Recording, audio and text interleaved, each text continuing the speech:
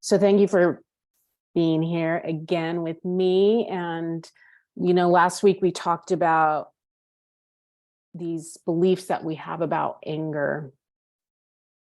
What do you really want? What's possible when you change those beliefs? So we ended with that, and I want to start again with that piece right there, because this is so deep. The beliefs that we have about women and anger. We've been conditioned throughout time to believe certain things about anger. And for me, in my upbringing, I came from I was raised by my grandmother, and she, from when I was 5 years old until 19, she never remarried. I remember, when I was around 4 or 5, she was with a man, but it was very abusive and it was very toxic. And then we were actually living in a very small town called Lockford. That was like in 1977. Yeah. And then we moved back to Pittsburgh, where I was born and raised. So when we moved back, that man was gone. I don't know what happened. Well, clearly my grandmother left him. So I was raised in a very strong matriarchal family. There was just a lineage and a history of women, strong, fierce women, very powerful, very strict, very mean, very rageful. So, and I also, I did some research on the lineage of my great grandmother, and very similar pattern. She had a few husbands. She was actually part of the revolution and supported Pancho Villa's movement and campaign. So, so I come from a history of like warriors, and part of their anger and rage was used to protect them, to fight back. They also engaged in really destructive behaviors, and they also were with men who were extremely abusive. So it was messy, it was destructive, and it was messy. And my sense was they refused to tolerate that abuse from men, yet they embodied that level of abuse and destruction, and they abused their children. So it's very mixed. So growing up as a young girl, my beliefs about anger were negative, right? It's shameful, it's destructive, it's violent, it's all of these things. And it was interesting though, because it was almost like okay for the women to express anger. The adult women, it was okay for them to express anger. Definitely not the children, and there was even some like street cred to that. Yeah, you're fucking tough and you'll fucking kick somebody's ass. That's right.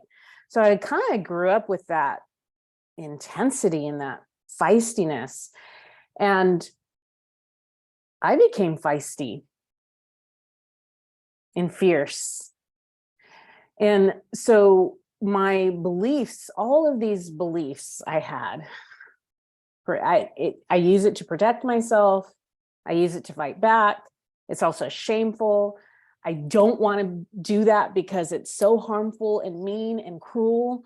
I mean, just so many beliefs about anger and women in anger. And then, of course, I get older and I don't want to act that way. I talked about this last time. I did so much controlling. And then what I realized over time, that when I did get my rage under control in my marriage, and it wasn't until I found the anger algorithm that I could start releasing this part of me, What I started to notice though was the nuanced and automatic and like fucking conditioned ways of suppressing. I mean, immediate suppression. It's so, and I still do it to this day. I catch myself and I recognize my patterns of suppression. Because see, we have these beliefs about anger. These beliefs are planted in us from conception to 6 years old. Our paradigm is set. And it's because our conscious and our subconscious mind, but our conscious mind isn't fully developed. It doesn't start developing until the age of 7, where we can actually start critically thinking about the information that we're taking in. So what happens from conception to 6 years old is we are just inundated with information. We're like a sponge. And so not only do we inherit the beliefs from our ancestors and our family members, we start creating our own beliefs. And based on those beliefs, we start to modify our behavior. And then we create patterns in our lives to really, the main point of these beliefs is to help to keep us alive and to help us survive in our environment. So the nuanced, subtle ways we suppress anger is deep. It is so, so deep. And when I really think about, especially when I was teaching, and then when I was married, like just all the ways automatically that I just suppressed anger. And oftentimes it was in those moments, of course I would get angry, right? About something that obviously made me angry. But it was in those trivial moments where I shouldn't make a big deal out of it. Should I be angry about this? Well, am I being immature? And then so I start rationalizing away or ruminating, or I'm going to ignore that. I'm not going to put any energy into it. So even that alone, like I'm going to ignore that. I'm not going to put any energy into it, is suppressing your feelings and your experience.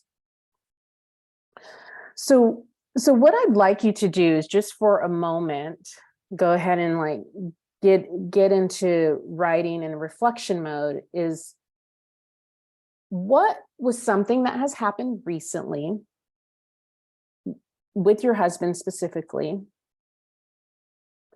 and you were triggered, but you went into suppression. Can you think of that? And then so take a moment and write it down, and write down what you were triggered by and how did you start suppressing it? Like what did you do? What were your patterns and behaviors of suppression?